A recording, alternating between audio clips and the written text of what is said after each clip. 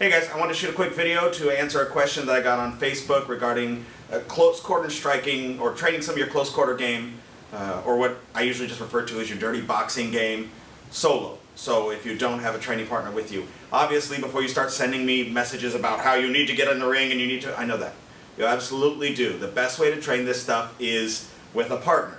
That being said, there are elements of it you can train on a heavy bag. It's a little different than your normal heavy bag work. Only because there are certain things that we don't take into consideration, or a lot of people don't, when they're working the bag. So they'll work footwork, they'll work power, they'll work angles, they'll work combinations, endurance, all these kind of things. But there's one element missing, which is I'm in control of the entire dynamic. Meaning, when I'm on the heavy bag, the bag's hanging here, I move around, I start to throw whatever combinations I want, I can circle. As the bag starts to swing, I can get out of the way, and that's all awesome. But if we're talking about fighting as it is, once we clinch up or once we get in tight and both people are running into each other, things change a little bit. And if I bring in Newsom real quick, because once we get inside into this range here, I can't just necessarily back up to punch when I want to unless he agrees to box. If it's a fight, he may just run me into a wall, run me into something, and then start pounding in here. So I don't get to just disengage at will. I may want to fight my way out, but once we get into this area, we also have the risk that he may just reach into his pocket and pull something out. Yeah. So I can't play around with that. I need to be able to manage this pressure in here in order to open up windows to be able to strike and do whatever it is I want to do.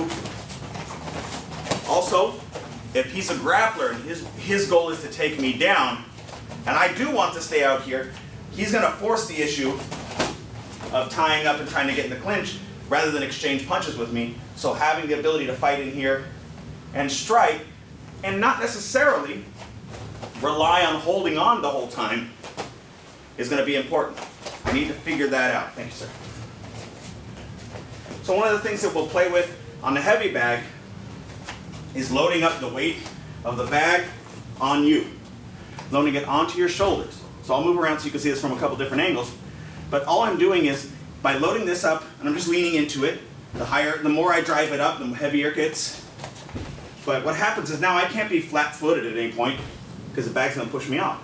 I also can't, if I'm loading this bag up, just disengage to punch, because the bag's going to move.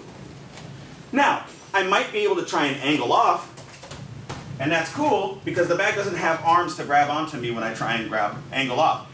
Right? The problem is that once you add in grips and an aggressive opponent, as I angle off, he's still holding on, I'm still going to have to address pressure.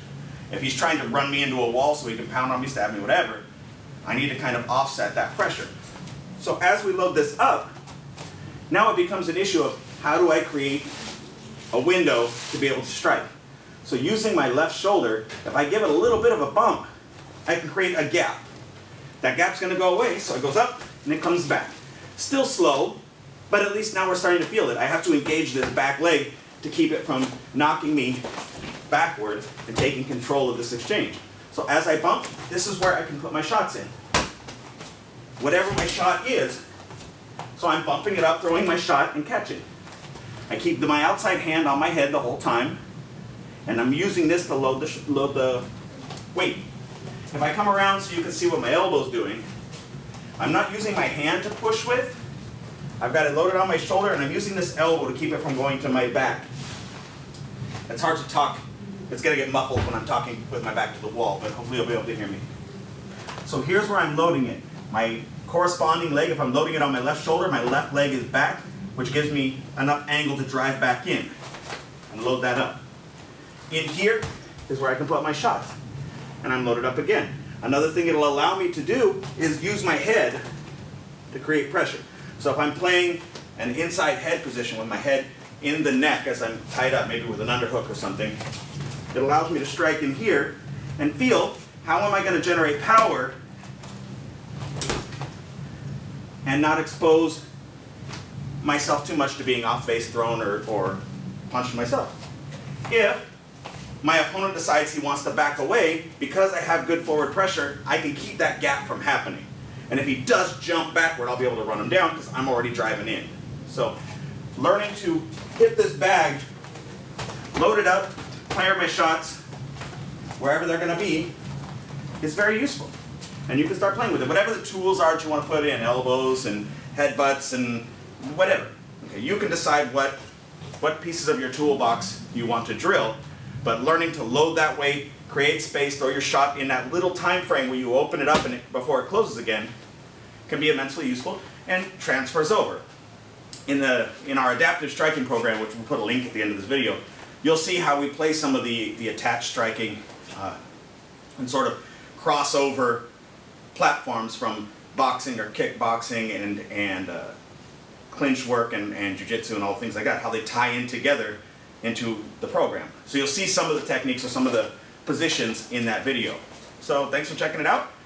If you liked it, please like, subscribe, share, and we'll see you next time.